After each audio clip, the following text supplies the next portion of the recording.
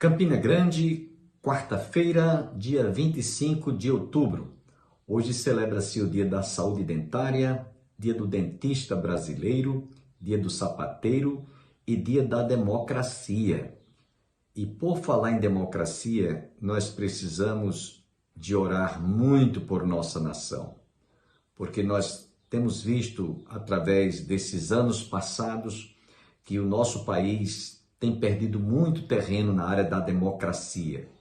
Nós estamos vendo sendo implantado neste país um governo ditatorial, onde nós não temos tido o direito de defender as nossas liberdades de expressão. Quando vamos falar publicamente, nós temos que usar o devido cuidado de não incorrermos em algum deslize de usar palavras que anteriormente eram citadas, eram proferidas normalmente sem nenhuma censura. Hoje nós estamos debaixo de uma censura muito rígida. Por isso, nós devemos orar para que o nosso país realmente possa voltar aos tempos passados em que nós tínhamos liberdade de expressão. Portanto, nesse momento, nós vamos orar por nossa nação, nesse dia da democracia. Pai, queremos neste momento te apresentar a nossa pátria, a nossa nação, os nossos governantes, para que nós possamos, ó Deus, continuar vendo este país, tendo o direito do cidadão expressar, falar, defender direitos que nós estamos sentindo o quanto estamos perdendo. Tem misericórdia. Abençoe, ó Deus, portanto, a nossa nação. Que nós possamos ver este país, ó Deus, ser profundamente abençoado, no sentido de nós termos o direito às liberdades de ir e vir. Abençoe, portanto, a nossa nação. Tem misericórdia. Que nós possamos ter alegria de voltar aos tempos passados, onde nós tínhamos o direito, que hoje estamos perdendo a nossa liberdade. Abençoe, portanto, a igreja, abençoe as famílias, abençoe, enfim, ó Deus, a nossa pátria. É o que nós te pedimos, agradecidos por todas estas bênçãos, em nome de Jesus. Amém. Quero deixá-los agora com o reverendo Hernandes Dias Lopes, trazendo uma palavra muito importante. Você precisa de aprender a lançar fora o medo. E em seguida, o pastor Antônio Júnior. O medo é o carrasco da alma, o flagelador da mente, o torturador implacável dos sentimentos. O medo é mais do que um sentimento. O medo é um espírito que oprime, que açoita impiedosamente. O apóstolo Paulo chegou a dizer que Deus não nos deu espírito de medo, mas de amor, de moderação e de poder. Há muitas pessoas que vivem como que num beco estreito e escuro, acuados por esta besta fera do medo. O medo rosna, urra, com as suas garras afiadas, tentando pegar a sua presa. Há pessoas que têm muitos medos, que têm muitas fobias, que não vivem de uma forma plena, livre, abundante, porque esses medos parece que emparedam, entrincheiram, encurralam as pessoas. Quais são seus medos? Do que você tem medo? Tem gente que tem medo do visível e outros do invisível. Tem pessoas que têm medo dos homens, outros têm medo dos demônios. Tem pessoas que têm medo de viver, outros medo de morrer. Do que você tem medo? A Bíblia diz que o amor lança fora todo medo.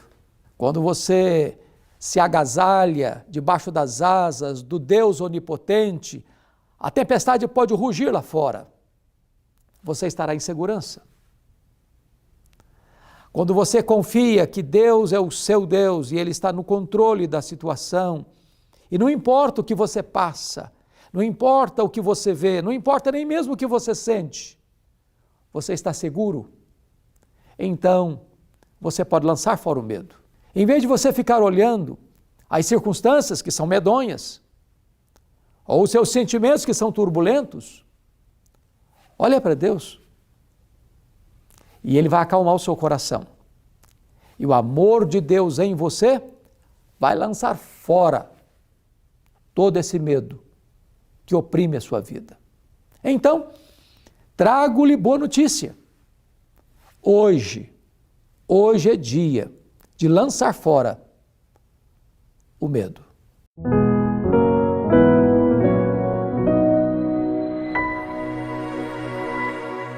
Abra a sua Bíblia na carta de Paulo aos Filipenses, um texto clássico. Eu sempre gosto de pegar ele, eu vou pegar mais uma vez ele para nortear o que a gente vai falar aqui essa noite. Capítulo número 1, versículo número 6. Filipenses 1, 6. Vamos basear esse texto para falar sobre a reforma é sempre contínua. E diz assim: estou plenamente certo de que aquele que começou boa obra em vós há de completá-la até o dia de Cristo Jesus. Essa é uma frase forte do apóstolo Paulo àquela igreja que estava em Filipos, para justamente trazer a memória daqueles irmãos de que quem começa a boa obra em nós é Deus. Mas a Bíblia também diz que Deus não é homem. E se Deus não é homem, isso faz-me entender que Ele começa algo e Ele completa. Isso quer dizer que a obra que Ele faz da nossa vida, ela é perfeita, ela é duradoura, ela é contínua. Amém? Eu entendo também quando Paulo diz isso, que você pode ouvir de Cristo em qualquer outro lugar. E se o Espírito Santo lhe tomou e você se converteu, você procura uma comunidade, onde essa comunidade revela e lhe ensina sobre o próprio Cristo. E a reforma protestante, o mês ao qual nós estamos agora, o mês de outubro, ele tem essa importância significativa, porque a reforma protestante, que no dia 31 agora de outubro vai completar 506 anos, não é? Foi justamente aquele dia de base em que Martinho Lutero afixou na Catedral de Wittenberg, na Alemanha, 95 teses, que era um documento que contrapunha aquilo que estava estabelecido como dogma, como doutrina da igreja cristã vigente da época. Havia erros grosseiros naquele momento ali, onde pessoas mal intencionadas inverteram as escrituras e começaram então a se locupletar financeiramente, baseado em alguns escritos deturpados das escrituras. E esse fato, ele foi um dos resultados, né, do que acontecia também na Europa na época. Sempre a gente liga a reforma protestante, e de fato você pode ligar isso a um contexto espiritual, mas também havia um contexto social na época. Lembre-se que na mesma época, século XVI, havia e aí quem é professor de história vai me ajudar nisso, havia um movimento renascentista, onde a sociedade, os intelectuais, os artistas, então eles quebravam com o medievo, né, algo que era produzido na Idade Média, e eles passaram então a rever a arte, a literatura, a política numa base mais antiga, antes do medievo. E por isso que se torna então, se diz, esse movimento renascentista. E alguns irmãos também fizeram isso. O que é que eles fizeram? Eles, em vez de usar a Vulgata, que era a Bíblia em latim que tinha na época, e que alguns escritos, quando foram traduzidos para o latim, trazia alguns termos que não soavam bem com o original, e então quando eles retornam para o original, que no Novo Testamento era o grego, então alguns irmãos foram tomados pelo Espírito e fizeram o que a gente chama hoje de exegese, ou seja, um estudo, uma interpretação mais profunda no texto original, que no Novo Testamento foi escrito em grego. Então começaram a estudar o grego e estudar esses escritos originais. É daí então que surge, não é, um entendimento do que a gente chama dos 5 solas, principalmente o entendimento do que era graça, né, esse favor imerecido. Ou seja, para Martinho Lutero, por exemplo, ele não entendia, de acordo com as escrituras, como você poderia pagar para ter um terreno, um lugar no céu, ou como ele tinha que pagar para que o avô, a avó fosse então enviada para o céu. Ele tem dificuldade de encontrar o dogma do purgatório, ele não encontrava isso nas escrituras. Então é nesse momento que ele tenta reformar a igreja a qual ele estava. Ele queria reformar a igreja católica, mas a igreja católica então viu ele como uma ameaça, e a gente sabe toda a história de Martinho Lutero. Pela graça de Deus ele foi protegido pelo príncipe, né? Porque os outros reformadores foram todos mortos, mas ele conseguiu então escapar, porque o príncipe também se converteu. Ele então é isolado no castelo, e lá ele traduz o Novo Testamento do grego para o alemão, e aí a igreja começa então a se expandir, a retornar, e tem um grande avivamento, a qual nós chamamos de Reforma Protestante. Deus realmente promoveu naquele momento um retorno, um avivamento em várias regiões da Europa, e assim nós conhecemos hoje como Reforma Protestante. E a igreja há muito já havia se desviado da verdade. Mas como sabemos, a igreja ela jamais morre. Ela sempre teve remanescente, ela sempre teve alguém que se levantasse. John Hus, Wycliffe e tantos outros que levantavam, mesmo no medievo, ameaçados e mortos por causa disso. Mas a igreja ela não morria, a palavra ela continuava viva, não é, nos corações dos irmãos. E isso Deus então, naquele momento, ele define intervir poderosamente, e aí a igreja ela então não coube mais na Europa, e é por isso que nós estamos aqui no Brasil esta noite, não é, e tantas outras igrejas que de lá saíram, justamente desse avivamento que houve, chamado Reforma Protestante. O fato, irmãos, é que um dos problemas que traz a escuridão, digamos assim, ou a deturpação da igreja, é quando você então se desliga da ideia de que a Bíblia ela não é a palavra de Deus, ou não é autoridade como palavra de Deus. E foi isso que aconteceu no medievo. Começaram então a crer naquilo que os líderes das igrejas falavam e escreviam. E especificamente começaram então a achar que o Papa era uma dessas pessoas iluminadas que reescrevia aquilo que Deus queria que ele reescrevesse. É tanto que hoje no próprio dogma da igreja, primeiro é a tradição e depois as escrituras. Mas nós como igreja reformada, nós sabemos que primeiro as escrituras e depois a tradição. Primeiro é o que a Bíblia diz, e depois aquilo que é de costume.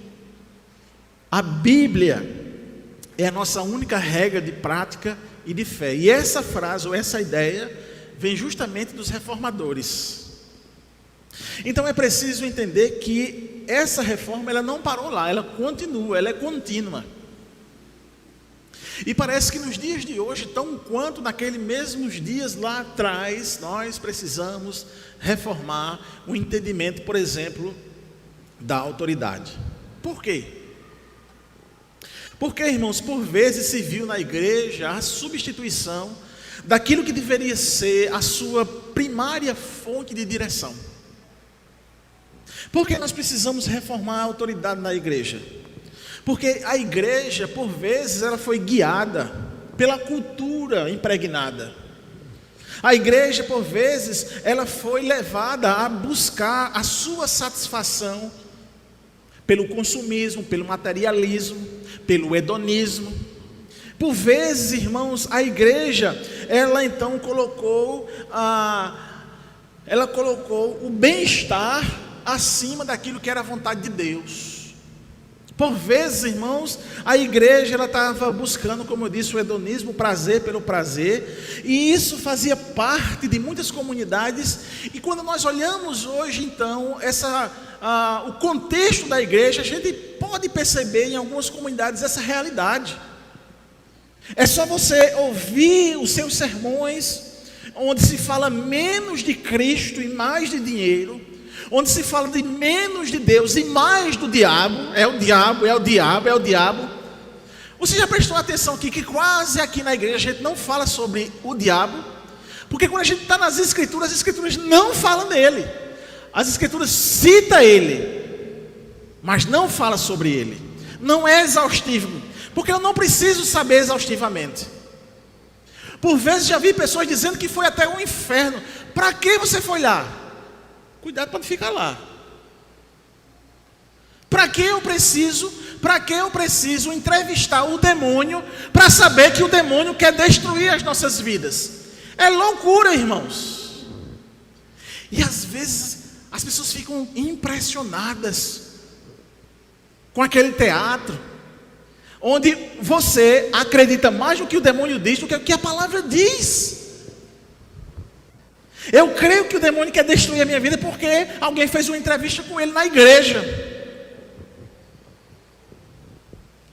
E aí você substitui a autoridade das escrituras e bota a autoridade da revelação no demônio. E esquece que o demônio, pelas escrituras, ele não tem nenhum interesse em dizer a verdade, porque ele é o pai da mentira. Aí eu vou acreditar no demônio que está sendo entrevistado, que está dizendo a verdade. Está vendo? Quando a gente substitui a autoridade das escrituras por outra coisa qualquer, a gente cai numa armadilha como essa. Diante dos avançados meios tecnológicos, a correria do mundo moderno, e isso também adentrou as igrejas. Por vezes também nós vemos que a igreja procura mais pela técnica de terapia, pela estratégia da propaganda e da promoção, e pelo ritmo do entretenimento. É tanto, irmãos, que realmente se paga um cachê de 50 mil reais para ouvir um pastor.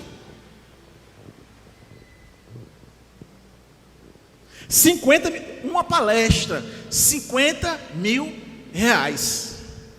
E essa palestra, ela tem os mesmos moldes de um stand-up.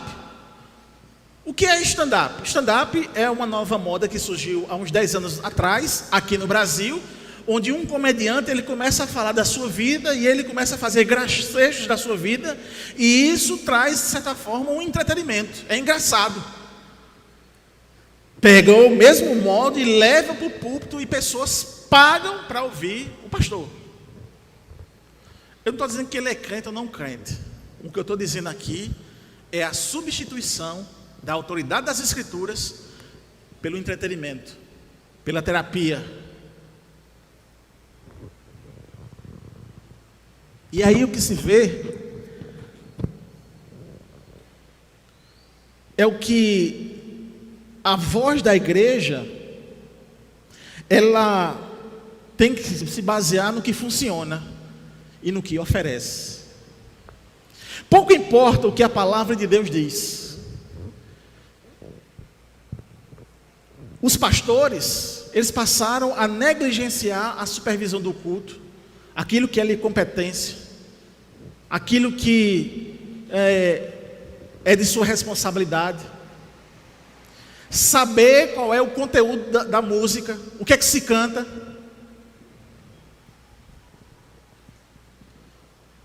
Tem uma cantora novinha que tem uma voz belíssima e tem uma canção também belíssima, mas tem um trecho da música dela que ela diz que a roda pequena vai entrar pela roda grande. E isso é um termo de cultos afrodescendentes. Sabiam disso? A roda pequena entrar na roda grande é uma expressão do candomblé. Então, quando eu não cuido daquilo que está sendo cantado, eu estou negligenciando e levando uma igreja toda aí para o erro, porque o que vale é o que dá certo. Não, eu estou cantando, o povo está batendo palma, chorando, marchando, mas o texto da música não reflete a verdade bíblica.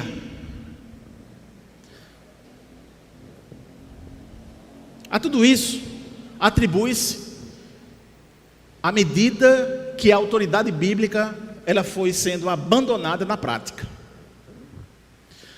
que suas verdades elas se enfraqueceram na consciência cristã, e que suas doutrinas perderam a proeminência na nossa vida. E a igreja então, cada vez mais ela foi esvaziada da sua integridade, da sua autoridade moral e do discernimento. Eu substituo a autoridade das Escrituras pelaquilo que dá certo. Eu sou pragmático. Eu substituo a autoridade das Escrituras pelo modelo que eu vejo em algumas religiões que está dando certo. Eu vou ser uma pessoa sincrética, uma igreja sincrética. E é então por isso que eu digo que a reforma ela é contínua, porque precisamos reformar quem é a autoridade na igreja. E a autoridade na igreja é as Escrituras. É nela que nós temos a base para toda a nossa fundamentação de fé doutrinária. Não existe outro escrito, não existe outra revelação. Por mais que o líder espiritual tenha sonhado com Jesus, por mais que Jesus tenha aparecido para ele, se ele disser algo contrário às Escrituras, Paulo disse isso lá atrás, que seja amaldiçoado. Amaldiçoado. Paulo já alertou. Porque o cano está fechado, irmãos. Quando diz que o cano está fechado, aquilo que Deus quis revelar para a sua igreja, aquilo que é suficiente, aleluia, já temos. Aquilo que é algo que a mente humana não poderia produzir porque ela contém erros, na Bíblia não encontramos porque ela é inerrante.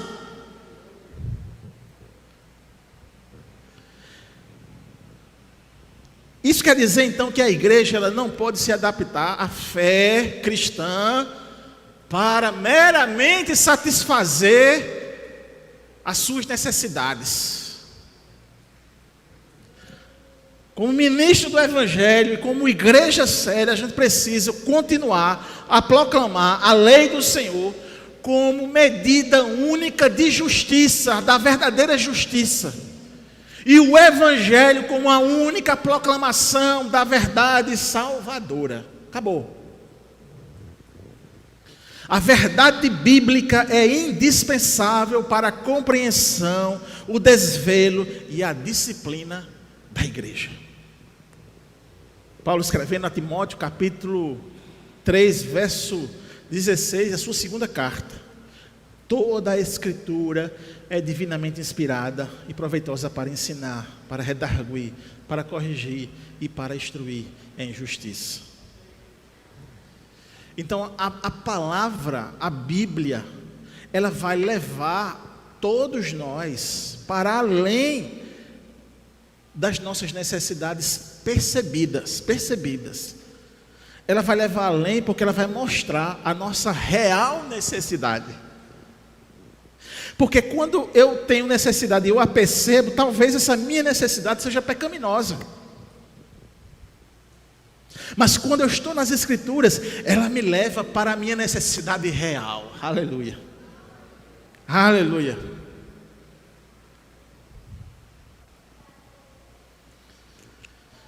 E aqui, irmãos, a obra do Espírito Santo, na experiência pessoal, ela jamais será desvinculada da Escritura. O Espírito Santo, ele não vai falar de forma independente das Escrituras. Sabe por quê? Porque a parte das Escrituras nunca teríamos conhecido a Cristo Jesus, a sua graça e ao Deus Todo-Poderoso. Isso quer dizer então que a palavra bíblica é a verdade, é a autoridade, e ela deve ser estabelecida no centro da minha vida e no centro da sua igreja. Se a sua igreja, se a sua comunidade, ela não expõe as Escrituras, ou ela já morreu ou ela vai morrer. Ela pode estar cheia, ela pode estar vibrante, mas ela está morta, porque o Senhor não está falando. O Senhor não está falando, e números não devem nos impressionar, porque um show de stand-up coloca 4.000 pessoas pagando R$200. Se um show de stand-up coloca 4.000 pessoas pagando R$4.000, imagine se for um circo gospel, de graça.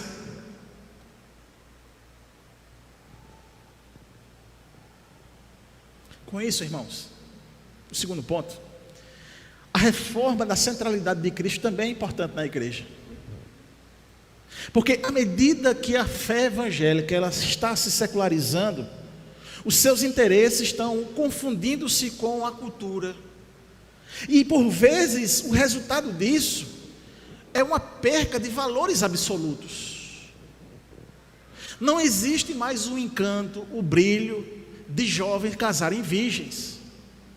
Ficou vergonhoso, ficou algo escondido, não é virtuoso mais.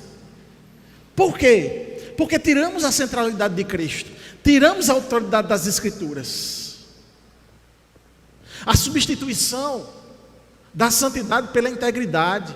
O que vale mais é o que você pensa de mim do que o que Deus pensa de mim. E está errado, é o inverso. Se preocupe com o que Deus está vendo, com o que Deus sabe de você. Na lição da Escola Bíblica Dominical hoje, Jó dizia para Deus, para olhar para a vida dele e saber se tinha alguma coisa errada. Porque ele pensava, Jó, que estava sendo castigado de maneira injusta, porque ele não tinha erro. Olha a preocupação dele, era com Deus, não era com o que o povo estava dizendo. Deixe de se preocupar com o que o povo diz sobre sua vida, e preocupe-se com aquilo que Deus sabe de você. Outro resultado da substituição daquilo que é a centralidade em Cristo, é que se preocupa mais com a repercussão do seu pecado do que o arrependimento.